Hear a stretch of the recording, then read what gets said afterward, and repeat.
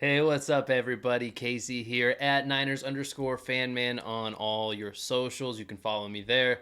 We've got another story here. This one from CBS about the NBA. We have another blockbuster trade. If you don't know, there's already one blockbuster trade of this offseason. We've got another one brewing up, not quite finalized yet, but at least this source and multiple other ones that I've checked are pretty confident that something is going to happen from this. So we have most of the details, just need to wait for it all to be completely officialized. But let's get into the story.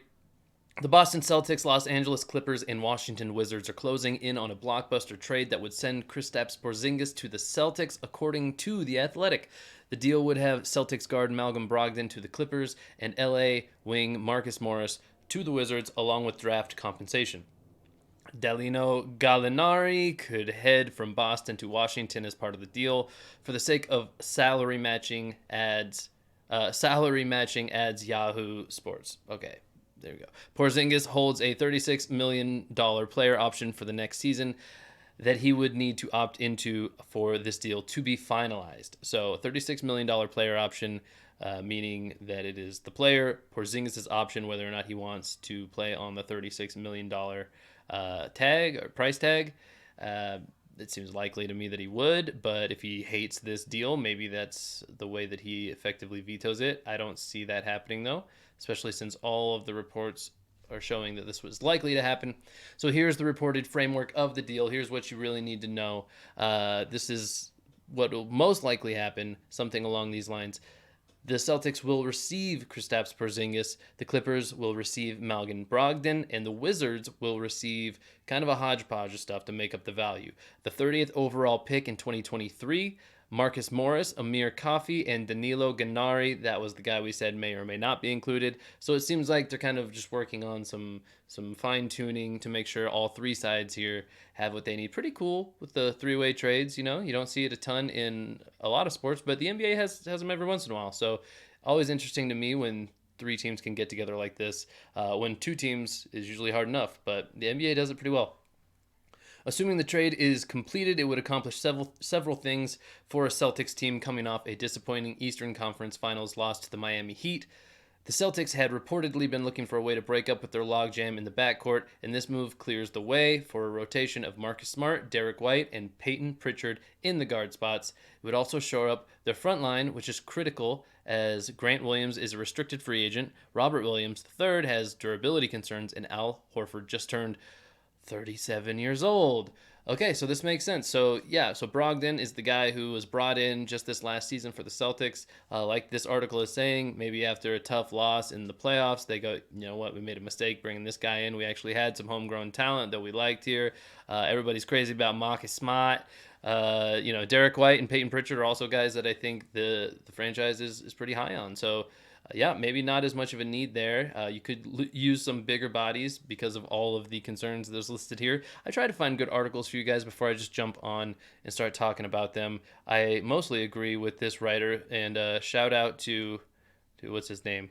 Let's shout out this guy, Sam Quinn. I guess Sam could be a girl too. So shout out to this writer, whoever you are. Well done. Porzingis is coming off of a very strong year in Washington. He played 65 games for the Wizards, his most since the 2016 and 17 season. He averaged 23.2 points per game and 8.4 rebounds while playing strong interior defense. The Celtics typically prioritize big men that can shoot, and Porzingis would likely be the best shooting man in the franchise history. Last season, he took 5.5 three-pointers per game and made 38.5 of them. Not too bad, especially for a big guy. This feels like a match made in heaven, honestly. As a guy who generally likes Celtics basketball, I wouldn't go all the way to saying I'm a huge fan of theirs, but as a guy who generally roots for them coming out of the East, I like this move a lot. I think this would be great to land a guy like Porzingis. I think they definitely get the best end of the trade here for sure. But everybody gets a little bit of what they need, so hey, all the better to the GM making it work. Porzingis would be expected to sign a contract extension with the Celtics later this summer if the deal goes through. So that's the thing, is they're paying up in capital to get him, and they're going to want more than just him for 1 year.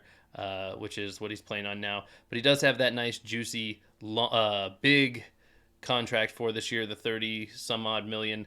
So maybe he can leverage that into a longer term deal where he gets paid even more. Per Sportsline, the deal would increase the Celtics' 2024 championship chances fairly significantly. Boston had an 18% chance to win the NBA title next season before the trade, and that number would rise to 21.5 with Porzingis on the roster. The appeal for the Clippers is obvious, though the deal comes with plenty of risks.